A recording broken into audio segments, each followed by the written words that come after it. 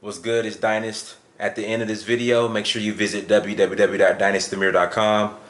Check out our indigenous African fashion, jewelry, and accessories. Also go to searchforahuru.com. Make sure you donate towards the documentary that we're shooting.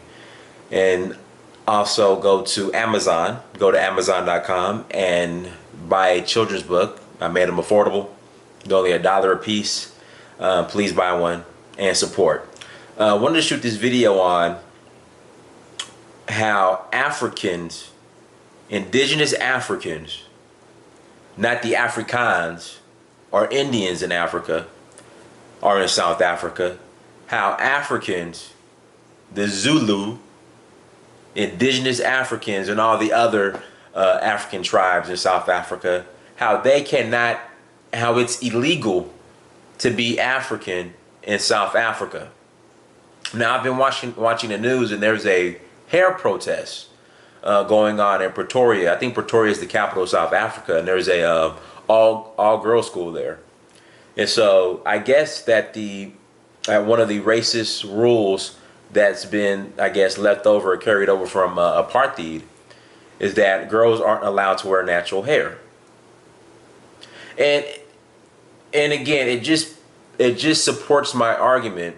I did a video earlier stating that when I travel to South Africa, how there's a lack of black models in the advertisements, in the marketing pamphlets, in the actual magazines that's promoting South Africa. There's barely any black models. And if you Google South African models, not one in the image results, not one South African model comes up. So now, this week, there's been a hair protest on how African girls, indigenous African girls, cannot wear their natural hair. And I just think it's a damn shame that, I mean, you're a 13-year-old girl, indigenous African girl, in South Africa, and you can't wear natural hair. So I don't know what's going on in South Africa. I think there's a lot of delusion when it comes to the progress of indigenous South Africans, and it's to the point now. I think a lot of indigenous or black South Africans are, in fact, they are more delusional than black Americans as far as progress. You don't control any wealth, you don't control any resources, you don't control the images that are projected out of South Africa, meaning you don't control the media. I don't know. And I remember, and it's even to the point, I remember talking to a friend of mine in South Africa, and we were speaking on land reform. And I said, hey, so, apartheid's over. It's time for you guys to get your land back. And he said, no. We don't want our land. People don't want the land. I said, why not? He said, because we'd rather have jobs. We can't create jobs. And I'm just like, when the Europeans came and colonialized Africa, the first thing they took was the land. And you build infrastructure and jobs off of the land. But the first thing you have to have, that you have to conquer or own, is the land beneath you. Or like Jomo Kenyatta said, the first president of Kenya, that when the missionaries came, they had the Bibles and the Kenyans had the land. The missionaries taught them how to pray, read the Bible, bow their heads, and when they looked up, the missionaries had the land and the Kenyans had the Bible. And for some odd reason, South Africans just don't want, I mean, everybody else, all the other African nations that have been colonialized, they wanted their land back. But for some reason, South Africans just don't want their land. I don't know what it is. And another thing too, as I said, you cannot be, it's illegal to be African in South Africa. That's why when people tell me, or they ask for suggestions on, hey, Dennis, where should I travel? It's my first time going to Africa. I tell them, don't go to South Africa. Or if they get excited and say, oh, Dennis, we're going to South Africa. It's our first time going to Africa. We're going to South Africa. I tell them to go to make sure they go to Namibia. Because just me personally, when I went to South Africa, I did not get a welcome back to Africa feeling inside. I mean, it's a beautiful place. But again, I mean, if you can't be African in South Africa, I mean, you might as well come to America. or you might as well consider South Africa America.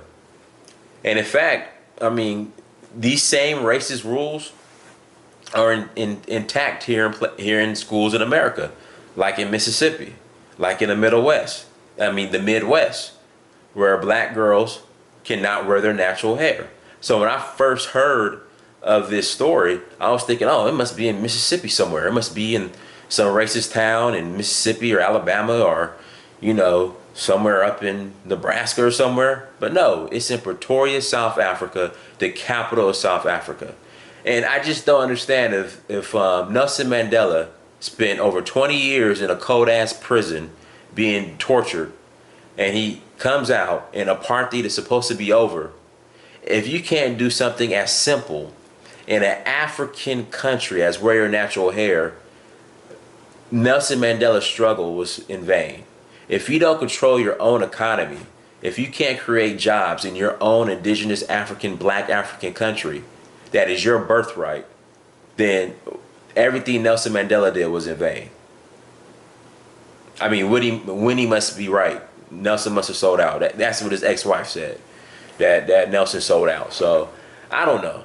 But again, like I said, if you're traveling to Africa and it's your first time going to Africa and you go to South Africa, I'm sorry, South Africa doesn't really count, in my honest opinion, because it's just, again, and it's not really, I would say, the people's fault. It's their leadership is so terrible that it's illegal to be African in South Africa.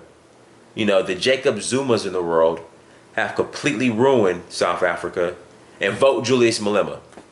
But I would say this: congratulations to the girls who are standing up against racial injustice and who are standing up for their God-given right to wear their natural hair. Congratulations to those women.